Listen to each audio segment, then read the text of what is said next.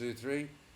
Oh dear, I think I've been going for quite some time now and there hasn't been any sound. Oh, what a nuisance. So I hope you've got sound now. Well, what I was doing up to now, well, thank you, Sue, who very kindly notified me of the fact that I don't have any, that she couldn't hear me. If somebody would be so kind just to let me know if they've got sound or not, that'd be great. Oh dear. The joys of live broadcasting. I love it. I hate it. I love it. I hate it. Okay. All right. All right. Well, I'm very sorry for those of you who were not able to hear me up to now. I hope you can hear me now.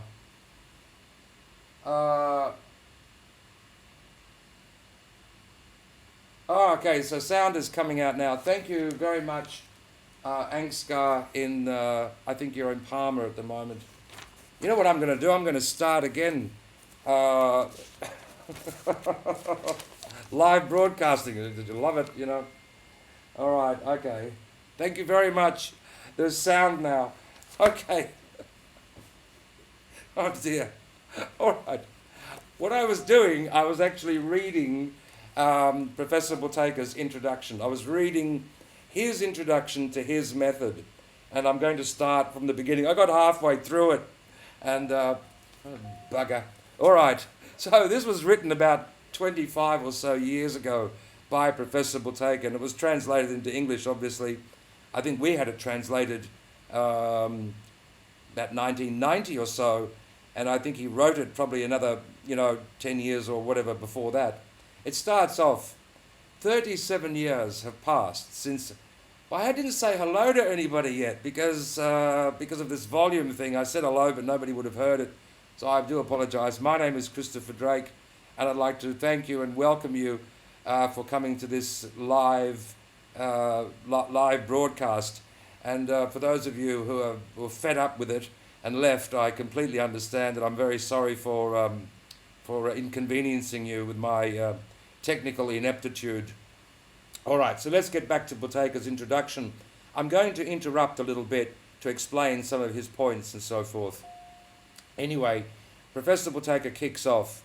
37 years have passed since I managed to discover the cause of some so-called diseases of civilization. Okay, these days we call them chronic diseases. Back in those days, they were called the diseases of civilization.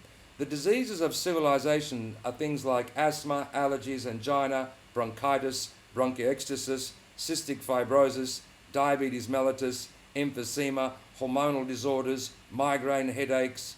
To give you an idea, back in the day, they called angina pectoris, which is like a heart pain, asthma of the heart. And they called migraine asthma of the brain, because an asthma is actually a spasming of vessels. And they used to call asthma bronchial asthma, a slight difference in pronunciation. So these days the term is more or less reserved just for asthma. In any case, this collection of the diseases of civilization, now known as chronic diseases, are different from congenital diseases and contagious diseases and so forth. These are what we call these days chronic diseases. All right, so I've had to blather on there just to explain that, and I'm only 3 lines deep into his introduction, so I'll start again. 37 years have passed since I managed to discover the cause of some so-called diseases of civilization, broncho and vascular spasms, allergy, etc. The only cause of them is alveoli hyperventilation, or deep breathing. The idea which came to my mind was that by decreasing the depth of breathing, or in other words, by the normalization of breathing, we can cure that range of illness. The idea is based on the fundamental laws of physiology, biochemistry, biology, and so on. And the correctness of that assumption has been confirmed by experiments and tests. The main postulates of my theory are: 1. It is known that while breathing deeply, the organism exhales too much CO2, carbon dioxide, and therefore its content in lungs, blood, and cells decreases.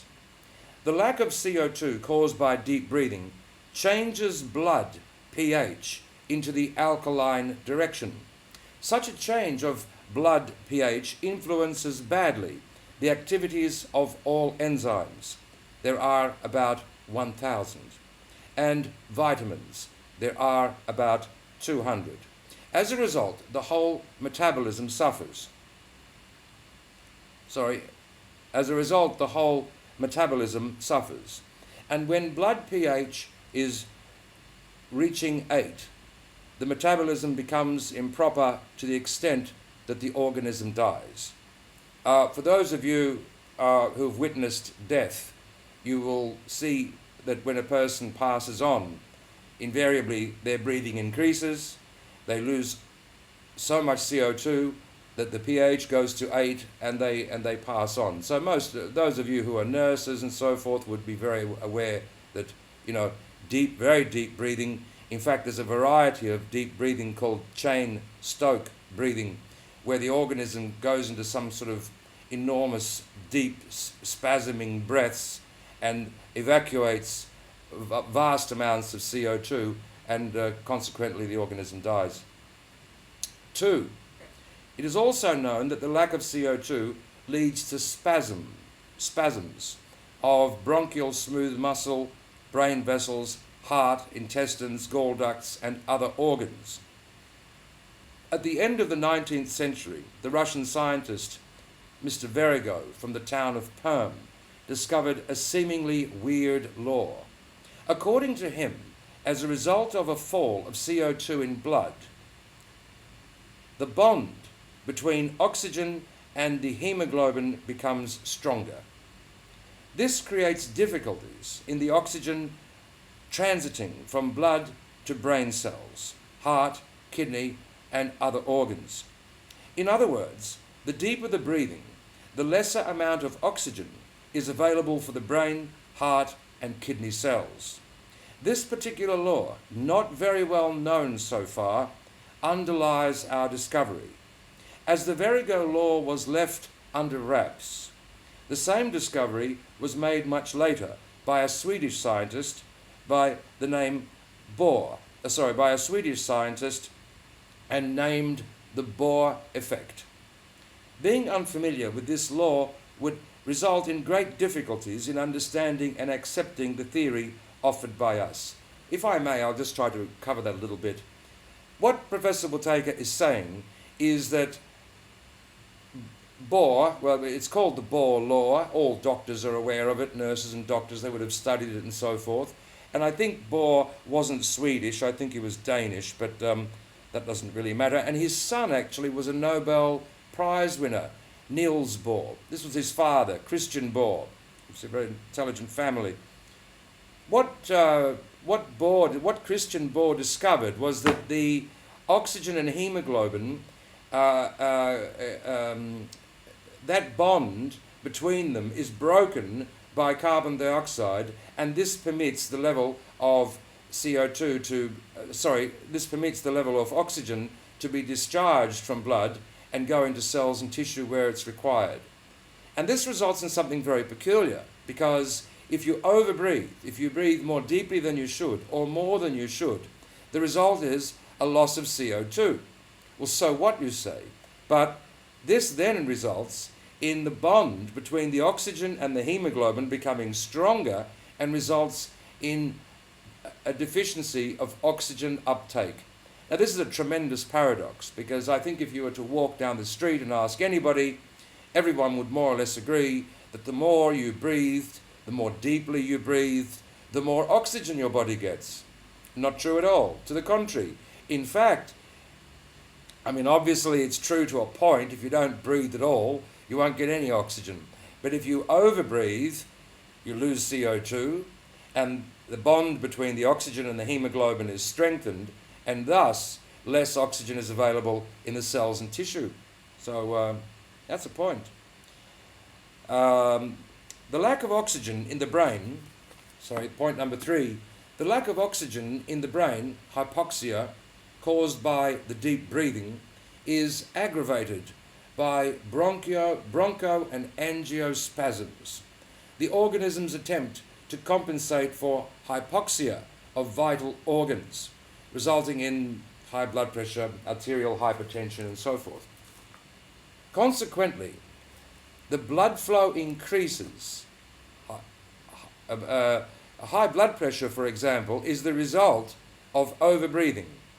High blood pressure is the result of overbreathing, because if you overbreathe, you lose CO2, the blood pressure will increase in order to enhance perfusion and diffusion, to force more oxygen. Consequently, the blood flow increases and the blood supply to the organs improve. Along with lung hyperventilation, the hypoxia creates a false feeling of lack of air, accompanied by intensified breathing. This leads to an inevitable progression of the disease. CO2 deficiency in nerve cells stimulate the whole nervous system, and that makes the organism to breathe even more deeply. Now, this is a most peculiar situation, because here he's explaining that if you have a tendency to overbreathe, that will lead you to further overbreathe. Why? Because first of all, the threshold of excitability of the nervous system is linear to the level of CO2. So if you have a low level of CO2, your nervous system becomes excited. Consequently, you breathe even more deeply. And then what is also created is this sensation of air hunger. And so we have it with asthmatics, and we have it with people with emphysema and all the other diseases of deep breathing, basically, where even though they breathe 2, 3, 4 times above the recommended amount, they have the tendency to feel as if they're not getting enough air. So they have this false feeling of lack of air, and then this stimulated nervous system from a deficiency of CO2, which causes them to breathe even more deeply. So we end up with a real mess. It turns out that if you have a tendency to overbreathe, the very results of that overbreathing will lead to more overbreathing. The disease, or the syndrome, if you will, progresses. CO2 deficiency in nerve cells stimulates the whole nervous system, and that makes the organism to breathe even more deeply. Thereby, the nerve cell hypoxia, along with upset metabolism and overexcitation, didn't know that was a word, and overexcitation of the nervous system is causing weakness of the intellect and destroying the nervous system, brain vessel sclerosis. And that finally leads to a mentality dysfunction. Now here's something interesting. Well, I hope it's interesting.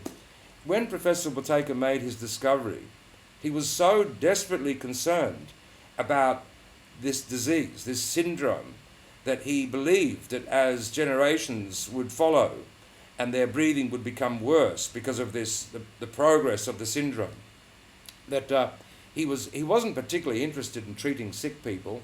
He was actually more interested in trying to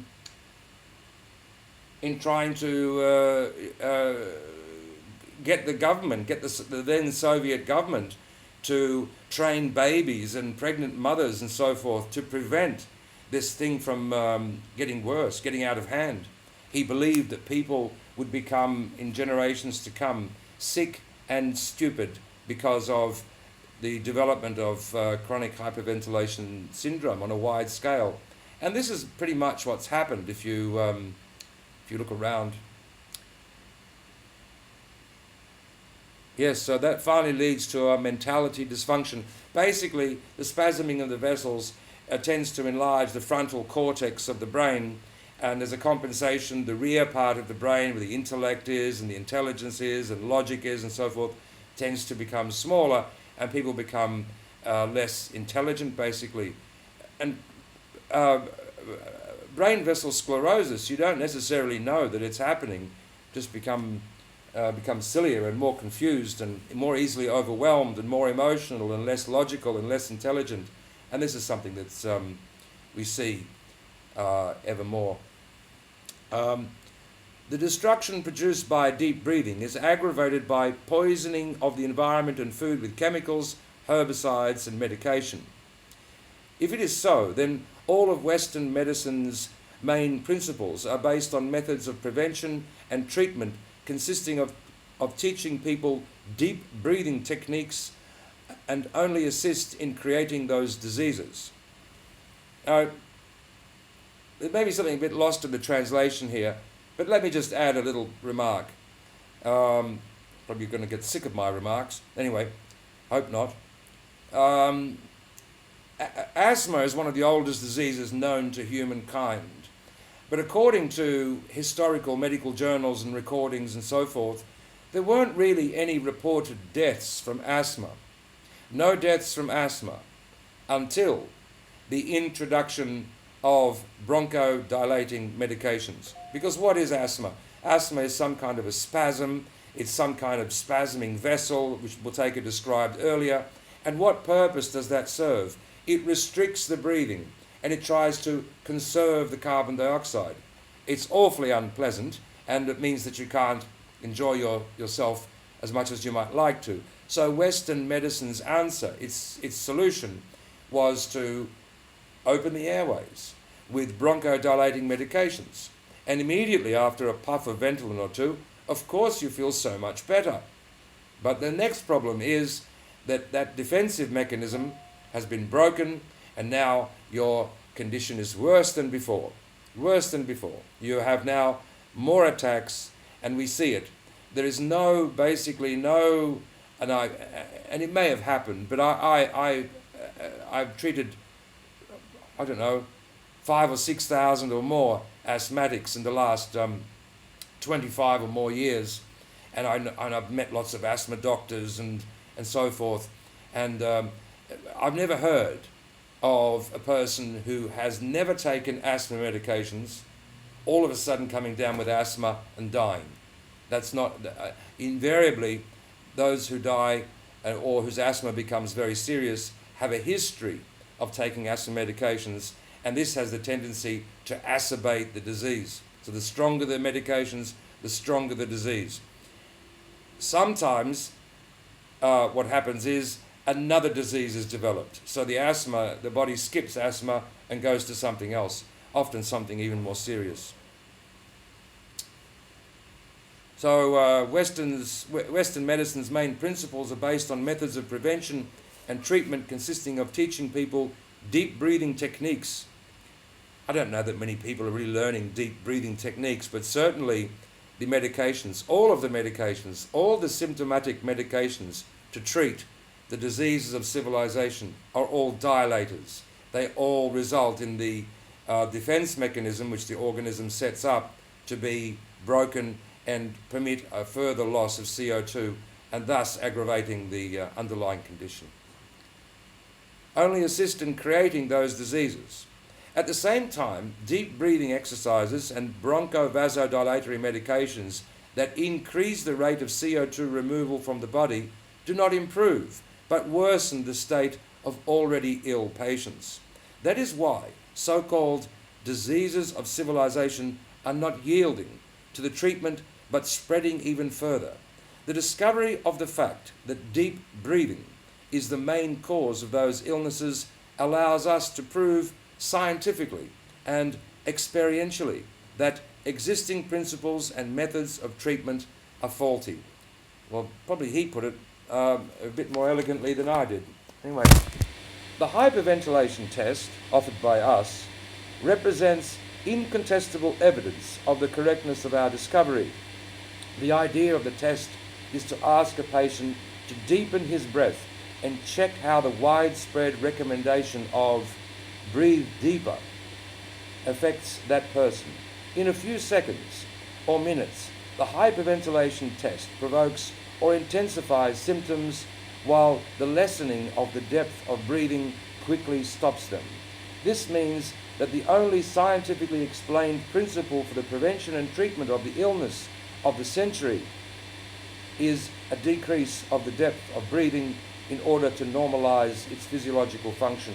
I'd ask you not to do it now, because if you do it now, you won't be able to concentrate on this spectacularly entertaining, if not technically catastrophic, live broadcast. But when you've got a chance, you can do Buteko's hyperventilation test. It's very simple. Start to hyperventilate. Make your breathing fast and deep. Try to breathe as deeply and as fast as you can. And within minutes, if you have asthma, you'll develop asthma attack. If you have angina, your angina will become worse. If you have migraine, you can provoke a migraine. Even if someone who is in good health and does not have chronic disease, if they push their breathing deep enough and hard enough for long enough, probably 3 or 4 minutes, they'll faint. They'll faint.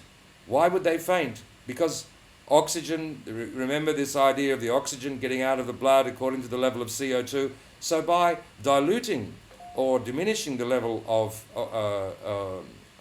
carbon dioxide in the blood results in a deficiency of oxygen delivery to cells and tissue.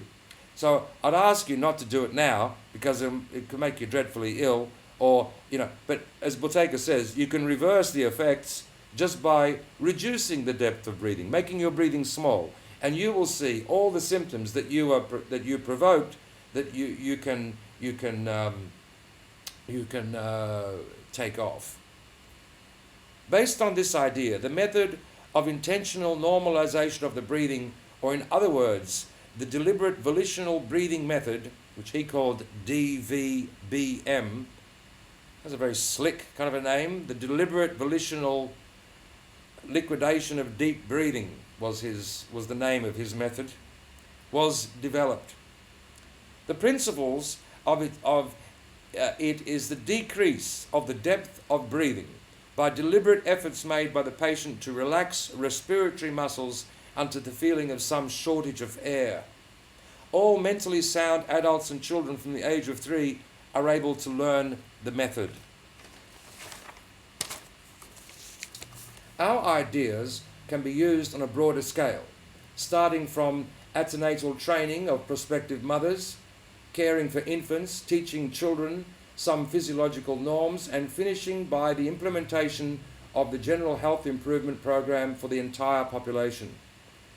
The ideas can also be used widely in space medicine, surgical practice, as a part of the preparation to complex surgeries, pedagogy, singers, training, and sport. In common opinion, the medicine, similar to many other sciences, needs to be radically reshaped. We are seeing our ideas, along with other progressive but previously rejected ideas, as a foundation of future medicine. We believe the first and foremost task is to give people the information about our discovery in order to stop the deep breathing propaganda by radio, TV, and mass media, and to cancel deep breathing exercises at the hospitals and clinics. The complete victory will come when the whole civilized world realizes the deep breathing principle of greed is the worst of human vices, that it is the source of almost all troubles, the main cause of disease and death for the overwhelming majority of human beings. K.P. Buteko, PhD, Science Consultant, the Institute of Clinical Experimental Medicine, the Siberian branch of the Academy of Medical Sciences, USSR. So that was his introduction.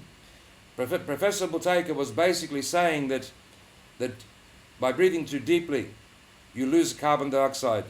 Carbon dioxide is essential for oxygen uptake, pH, the proper production and distribution of hormones and so forth. And the result of a deficiency of CO2 is all these chronic diseases. We call them chronic. And that's interesting, because if you were to go to the British Medical Association or the American Medical Association or the Australian Medical Association, and you were to ask them, what's the cause of malaria? What's the cause of TB? uh, they would tell you. They would tell you with enormous precision exactly what's causing what. They've got like a schematica there of the details of what causes it and the stages of it and so forth. But if you were to ask them, what's the cause of asthma? They have no technical explanation. Oh, they talk about pollution, dogs, cats, birds, fur, and all this kind of stuff, but it's not consistent, it's not realistic, and of course it doesn't play out in reality. Lots of people in the city and in polluted areas don't have asthma, and lots of people living in New Zealand and enjoying the cleanest air in the world have asthma. So whilst pollution may be a trigger, it's not the cause of asthma. And if you were to ask them what's the cause of diabetes, they'll blame sugar. But lots of people consume vast quantities of sugar, particularly in Southeast Asia, and they're not developing diabetes. And other people will tell you that unhealthy lifestyles, lack of exercise and all this. These are all generalities. These are not a precise cause and effect. It was Professor Buteko who explained in great detail with all the biology and physiology and all the biochemistry to back it all up as to how our deepening of breath and consequent loss of CO2 now creates a whole plethora of health problems.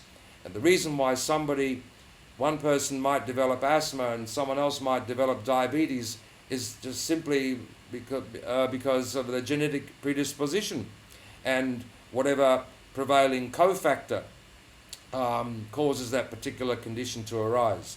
But all of them, all these diseases of civilization have their genesis in what you might call chronic hyperventilation syndrome, CHVS, which is quite different from your normal hyperventilation, which is an acute incident where somebody is electrocuted or has a terrible fright or some sort of toxic event or something, and now they begin to hyperventilate. The results are the same, but it's acute. It's for a brief period. Chronic hyperventilation is something which is going on and on and on, perhaps for 10, 20 or 30 or even 40 or more years. And the lowering of CO2 is a gradual thing, which explains why as people get older, they're more prone to more chronic ailments. So I'm just going to have a quick look and see if people have emailed me, and if they've emailed me and if there's something they want me to talk about. Right, so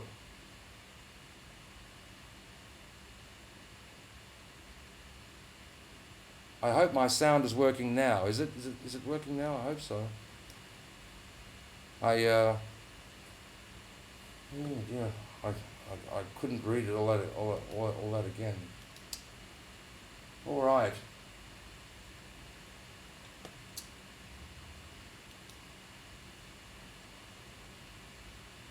Okay. Well, I haven't got any recent emails. Okay, so let me talk a little bit about what we do, what Buteyko method is. Buteyko method is retraining the breathing, and obviously you should be able to measure your breathing first so you know what your control pause is. A control pause is a way to check your breathing, and I'm going to quickly show you what a control pause is. But first of all, let's understand something. If your blood pressure should be 120/80. No one really argues about that. There's also a norm for pulse around 60 to 70, shall we say. Nobody argues with that. These are called physiological norms. There's also a norm for body temperature and so forth. The norm for respiration is around 3 to 4 litres a minute. 3 to 4 litres a minute on average. And that's in the textbooks. That's how much. Okay. If you look at a medical textbook and you look it up, respiration, at rest, what should the body temperature be? What should the pulse be, 60 to 70? What should blood pressure be, 120/80? What should respiration be for an adult? it should be around 3 to 4 litres a minute. Recently, they've put it up to 5 for some reason, but 3, 4 or 5, let's say it's like that. And if you indeed have a respiratory rate or ventilatory rate which is consistent with medical textbooks, you can check that. You can check it. All you have to do is hold your breath, because the reason why you breathe is not because you need oxygen, but you do need oxygen, but that's not why you breathe. You're not sensitive to oxygen. You don't feel oxygen. You don't know that you've got oxygen. You have no sensitivity to oxygen. And the reason why you breathe is because the level of CO2 accumulates in the alveoli, triggering the respiratory center, which is located in the medulla oblongata part of the brain, and that gives you the urge to breathe.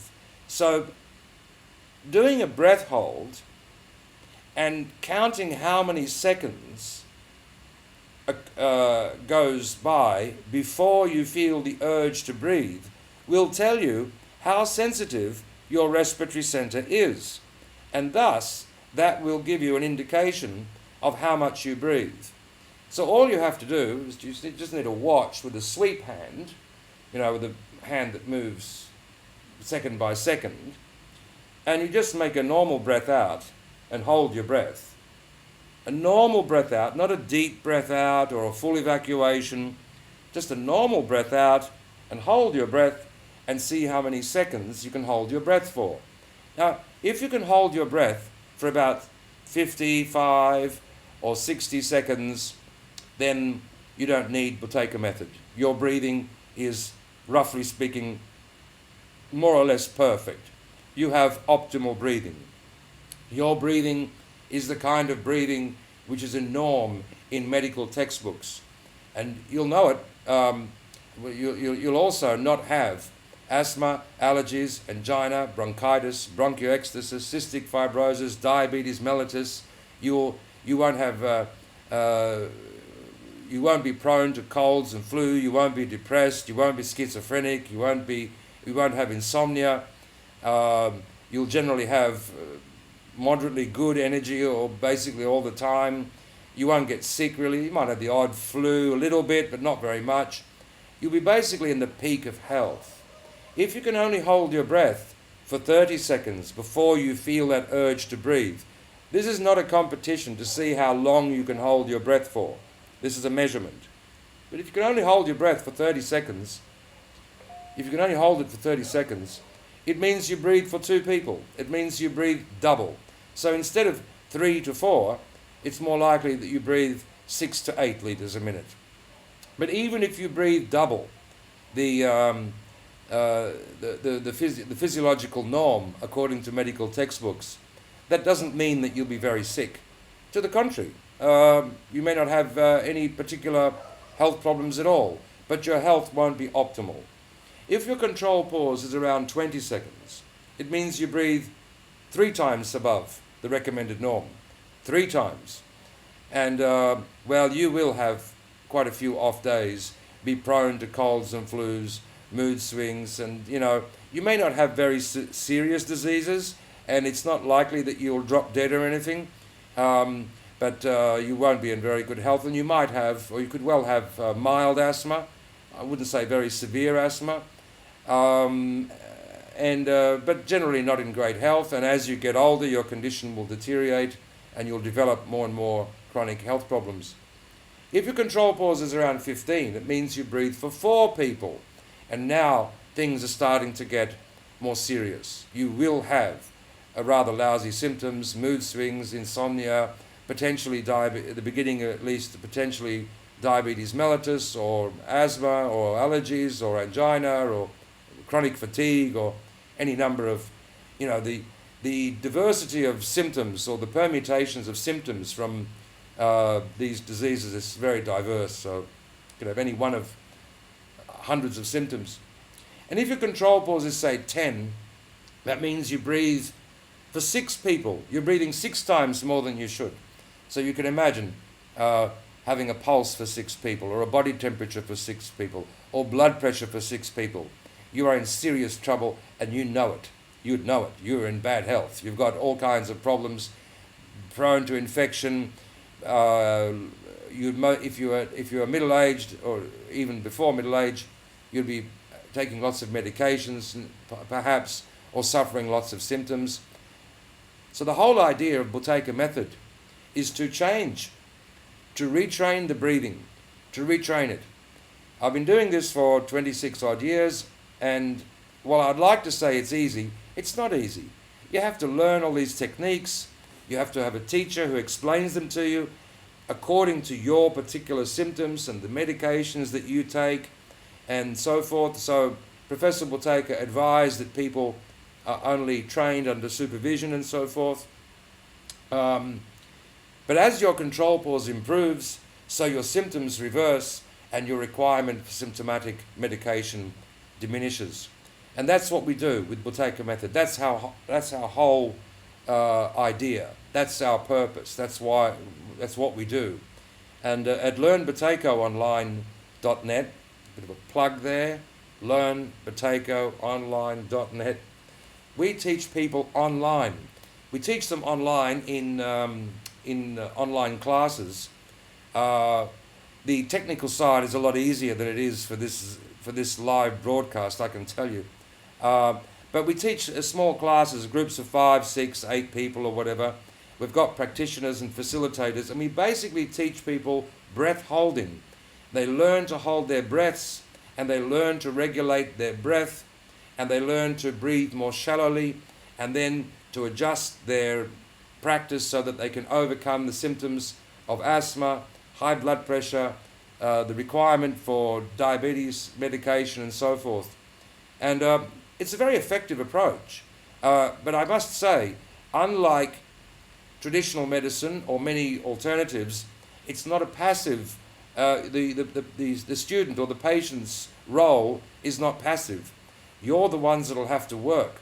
You're the ones that have to reduce your depth of your breathing, which, as I said earlier, it's not so easy. It requires a good deal of coaching. And then you have to learn how to pause your breath, how to hold your breath.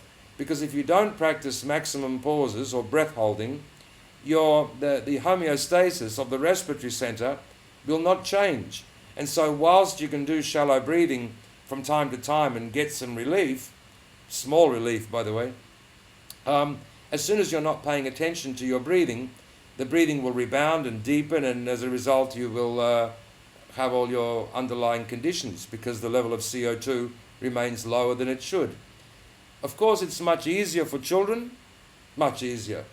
Kids, in fact, we used to run big workshops all over the world, basically. We used to travel all over the world and run workshops, and we'd have the kids and the adults together, and with the kids with their parents and the adults and so forth.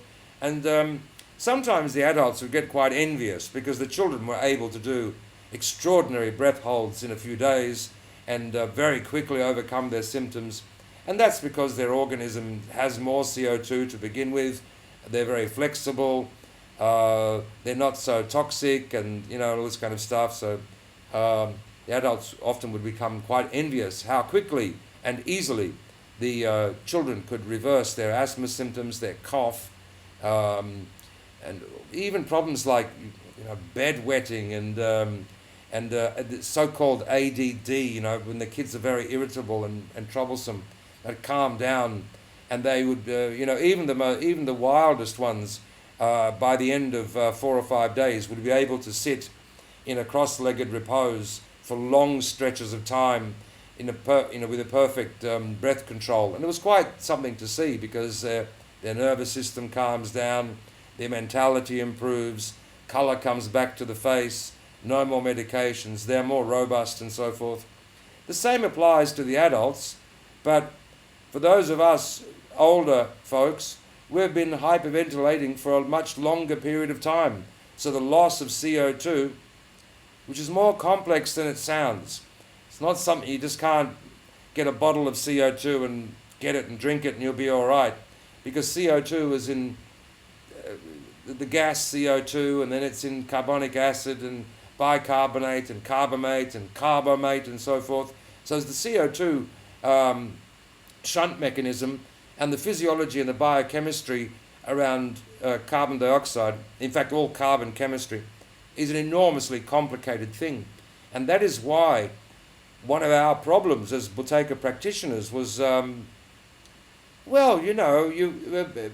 this thing works for so many common diseases.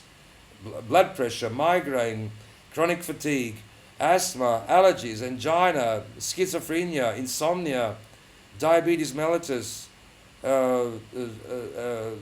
multiple sclerosis. Of course, it's much easier if the condition has just been diagnosed and a lot of damage hasn't occurred.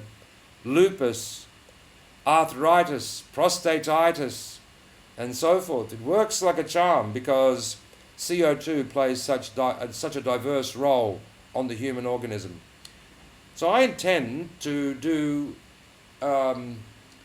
more live,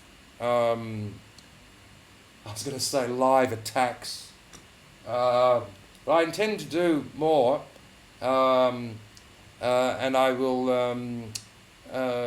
introduce more topics. But I've got a question here from Edita, and the subject is yoga deep breathing.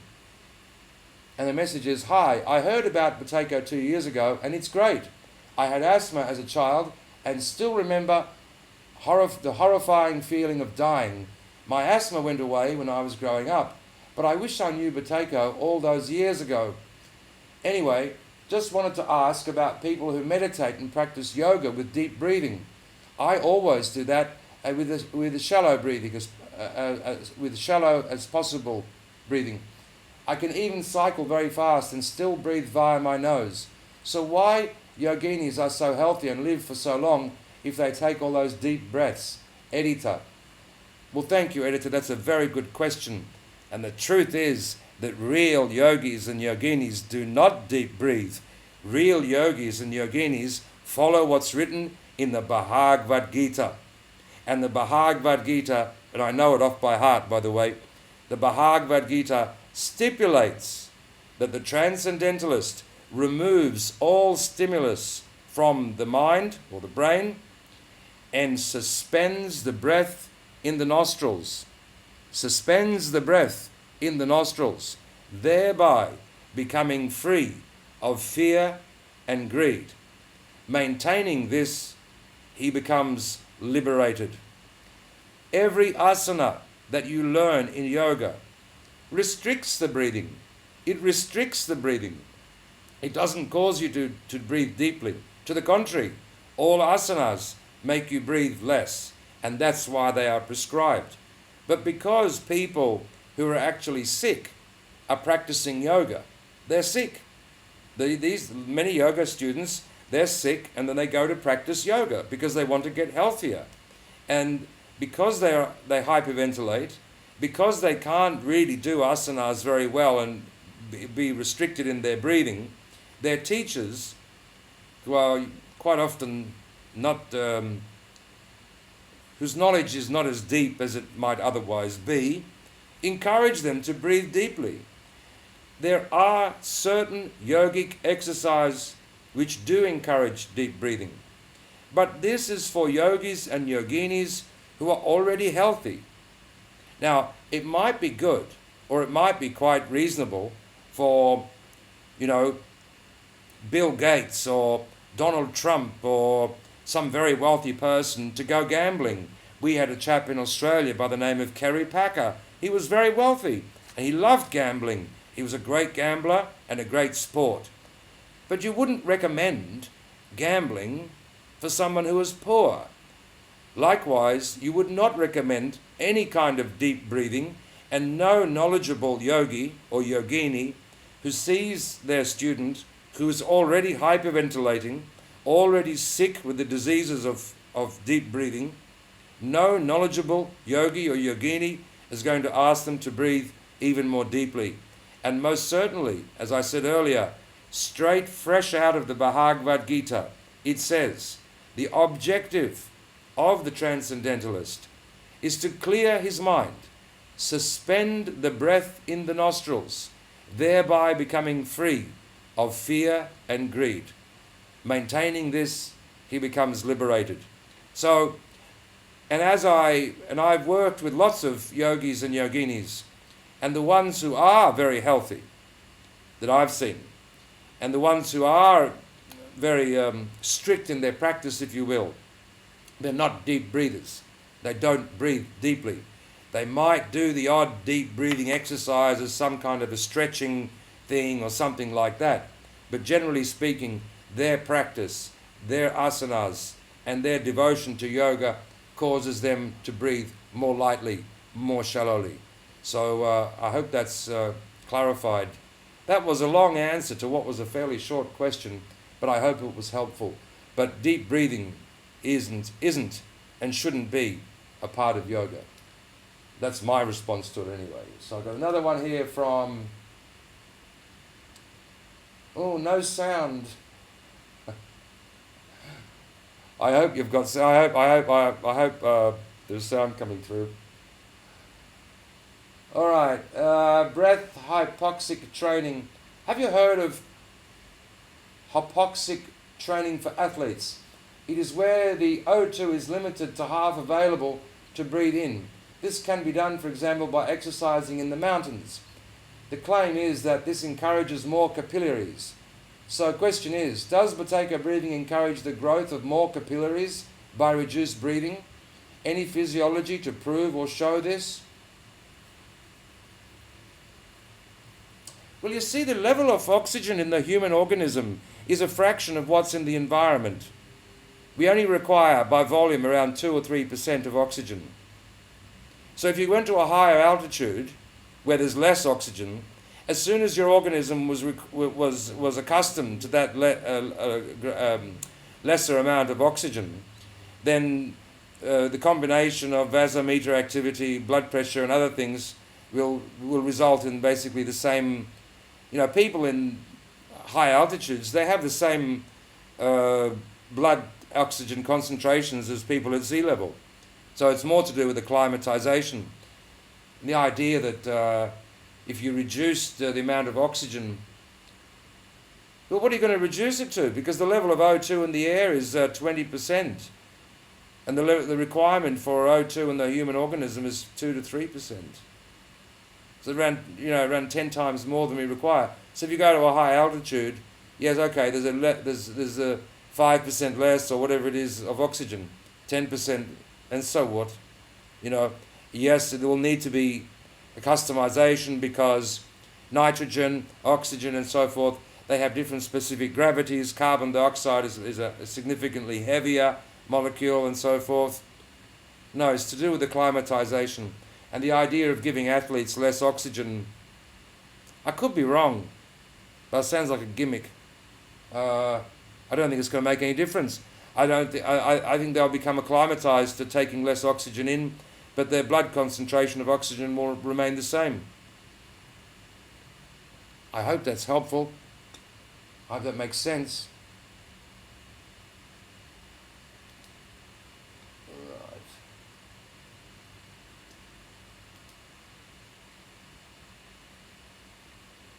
Another person can't hear me. Oh dear.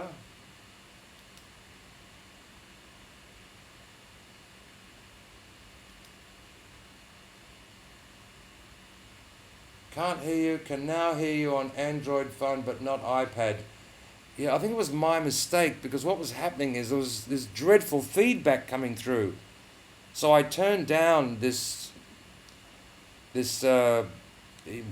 some button here and, you know, instead I should have just lowered my own volume. So I do apologise for those people who have been put out by that. I don't think it would have to do with your iPad anyway. Right.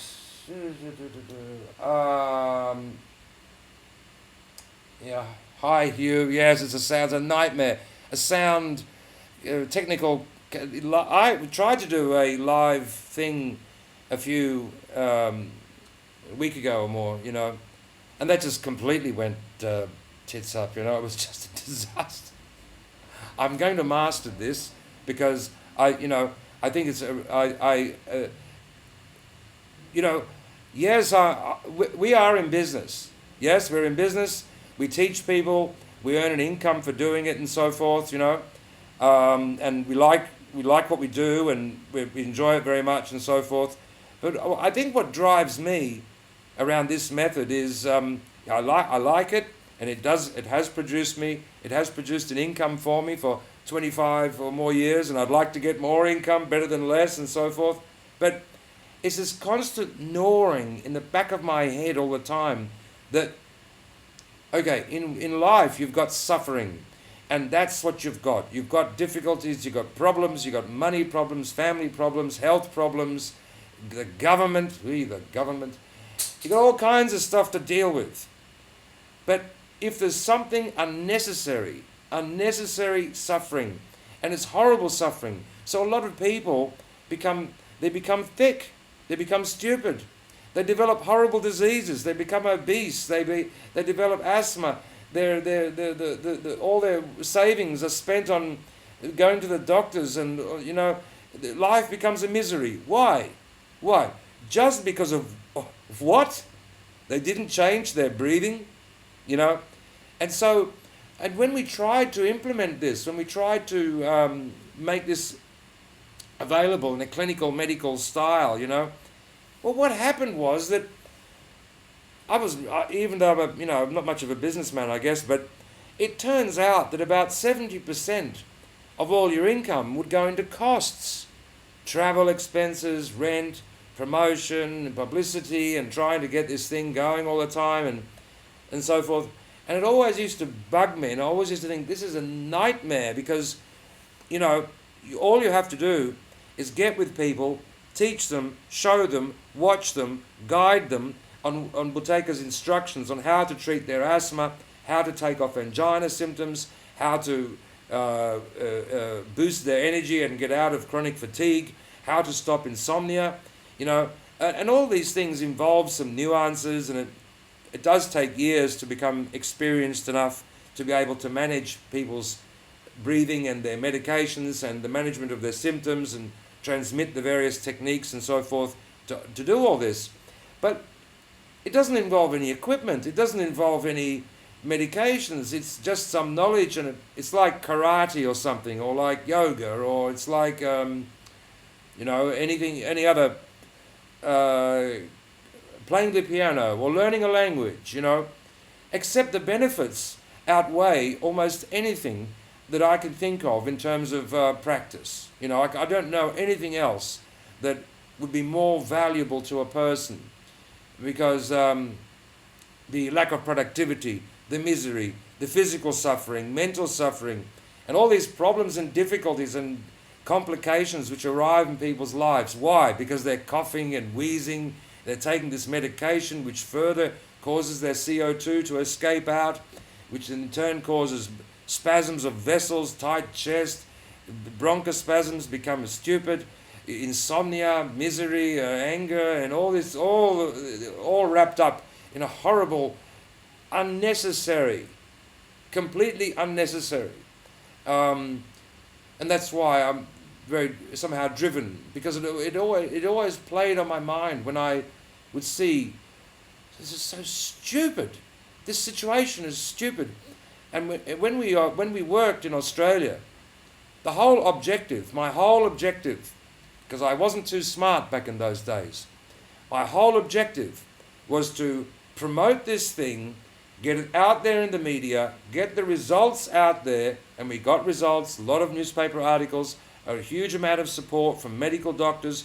We did medical trials in which the method passed with flying colours, and I was of the impression at that point that researchers, universities, medical colleges, hospitals, respiratory clinics, the government, insurance companies, and people would say, yes, we've heard all about the stories, and we've seen the BBC documentaries, and we've heard all the positive stories, but now that you've got a medical trial which proves your point, and you've got the physiology, and you've got the biology, and you've got the biochemistry, nobody can refute the analysis, the theory of the idea, and you've got the results as well to show that it's not just a theory which is consistent with scientific principle, but you've got a practical approach which works and works much better than anything else, that at that moment the doors would open and the idea would flourish. It never did. And then it was then I realized they're not interested at all. They're not interested. So this sort of angered me a bit, or quite a bit.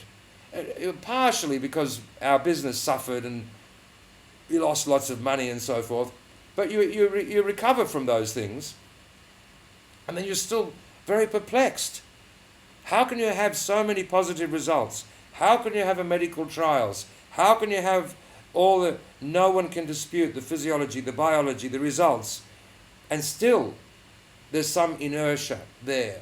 And it's got something to do with a deep, I wouldn't say on an individual basis. It's not individuals. It's not people who work in the government, and it's not people who work in hospitals or doctors or even pharmaceutical. It's not the individual. They're human beings. They just do what they do like little robots, paying the bills, having a family, just trying to get through like everybody else.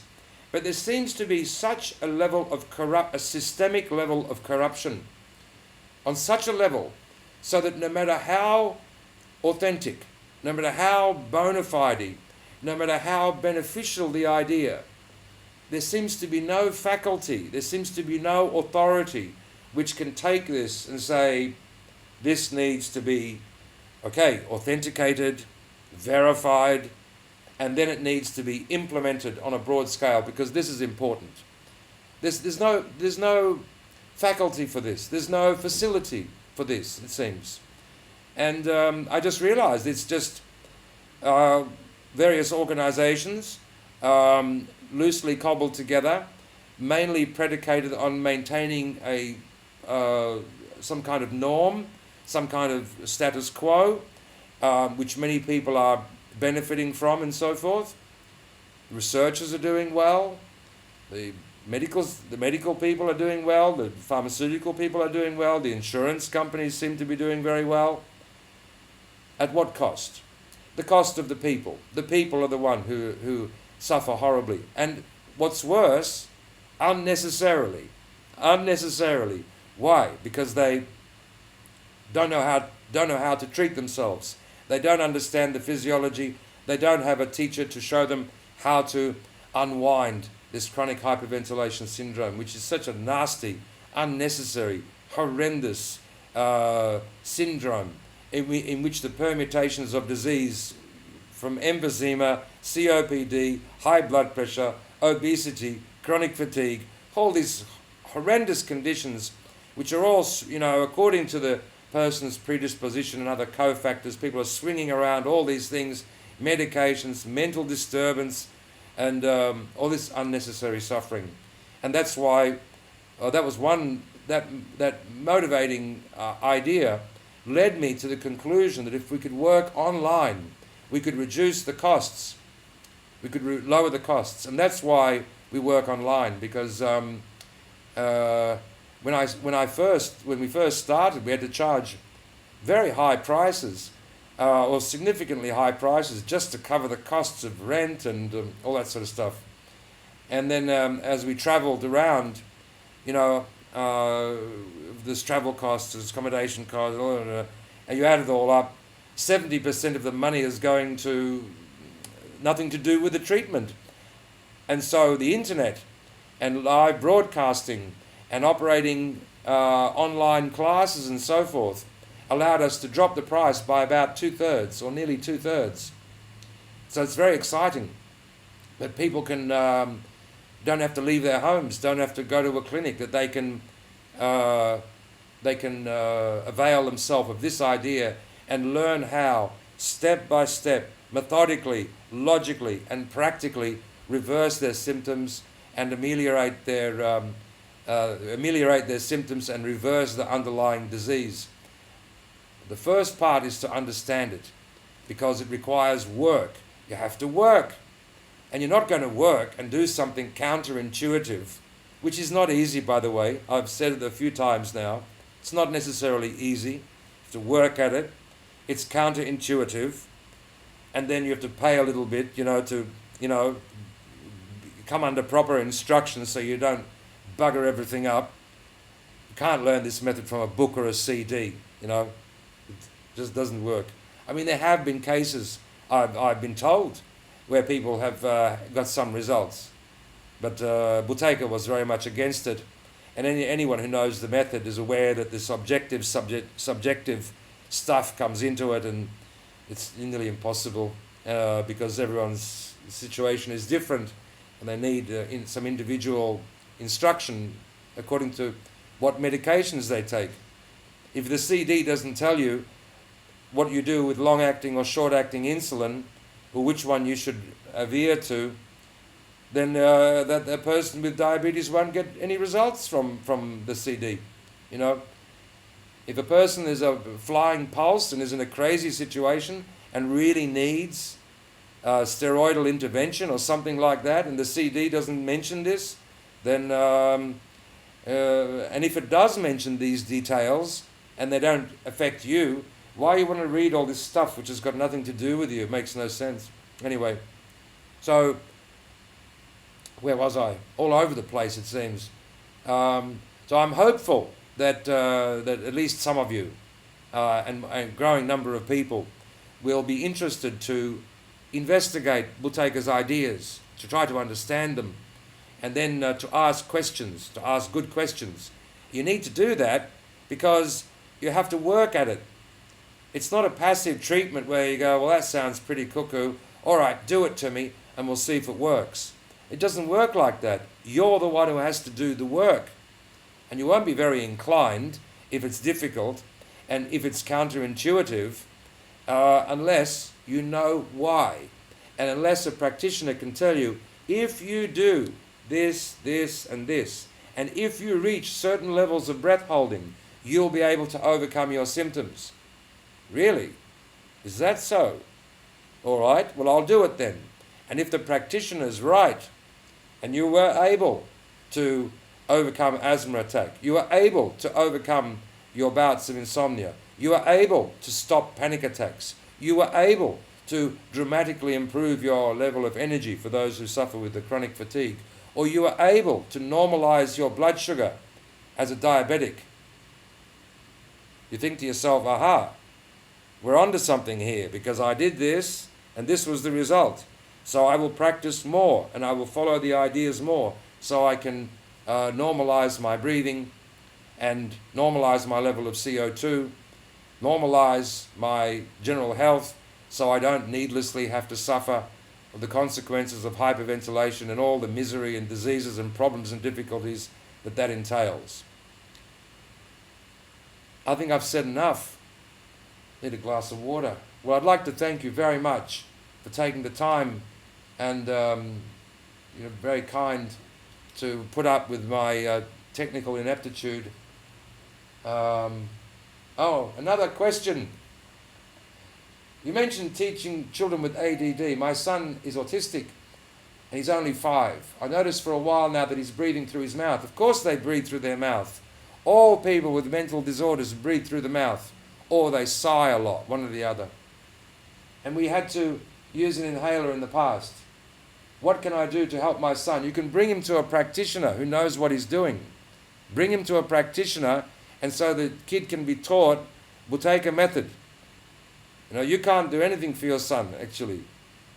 Unless, if he had rotten tonsils, you go to a surgeon, he removes them. You can't remove his tonsils, even if they're rotten and need removing. So if it's a tooth problem, you go to a dentist. If it's a tonsil problem, you go to a doctor and have them sorted out. Otherwise you get sick for the rest of your life if you don't have rotten tonsils removed. And if he has a breathing problem, needs to be taught Buteyko method for children. And you'll see his results very quick, very good. His symptoms reverse within a week or two. Within a week or two. I know people in the autistic charities and all these people who are all riding on the back of this thing will all go, ape over that. But that's what I've seen, and I've seen it lots of times. I'm not saying he'll be 100% cured and everything is perfectly reversed, because maybe there is some component which is congenital or whatever, I don't know.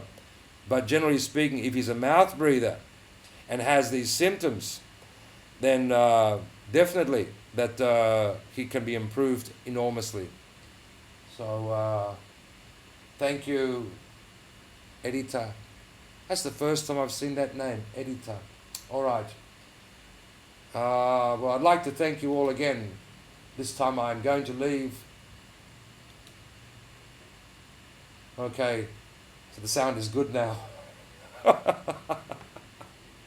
I just have all these people haven't been watching going, there's no sound. They're waiting and waiting and waiting, and finally the sound comes and I say goodbye. No. Well, anyway, my very best wishes to all of you, and I deeply appreciate that you've taken the time out to come to this little presentation, but we'll be having more of them. We're going to have more presentations as I somehow manage to get over the technicalities of the YouTube live thing, you know. So I wish you all the very best, and please feel free to be in touch with us.